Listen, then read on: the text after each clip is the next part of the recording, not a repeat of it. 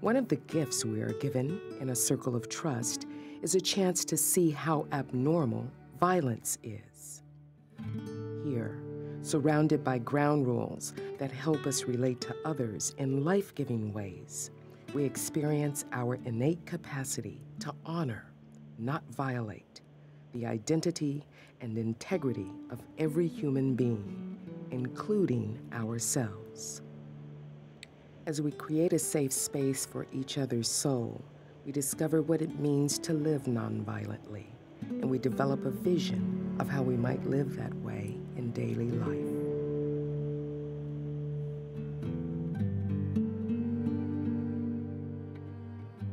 It's not just in relation to war in the world, as important as it is that we take a nonviolent position towards problem solving on a global scale, I believe, but that the workplace, which is the battlefield of many people's lives in the sense that it's where they feel their identity and integrity threatened so often, as that doctor does who said to me a few months ago, I work in a situation where every day they have me right on the edge of violating my Hippocratic oath. Well, that's violence. That's institutional violence.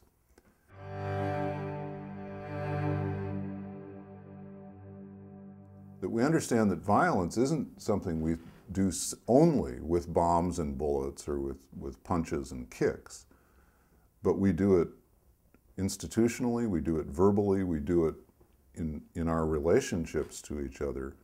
By what? By violating the integrity of the other person's soul. How do you keep from violating the integrity of another person's soul? I think you start by learning to honor the integrity of your own. You cannot give to another person what you don't give to yourself. It's just impossible.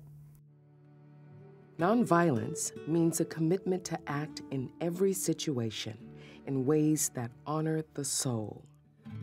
In circles of trust, we begin to see how the principles and practices of the circle can be exported to other parts of our worlds, to the family, the neighborhood, the workplace, and the public arena.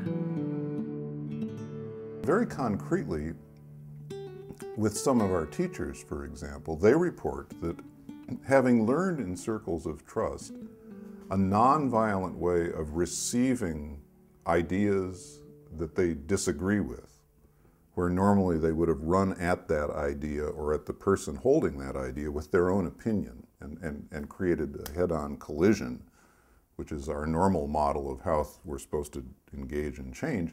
They learn instead to be receptive, to be open, to turn to wonder about where this comes from in this person's life, and then to ask an honest, open question, which not only helps hear that other into deeper speech, but sometimes will help me, the questioner, hear that there's more that we have in common than I thought at first blush. It takes time, it's slow, it doesn't happen overnight, but if you're persistent, some mutual understanding starting to build, which I think represents very concretely nonviolence in the workplace and creates both a more peaceable and a more fruitful outcome for people in working situations when they learn how to honor the soul of the other, which is what I mean by nonviolence.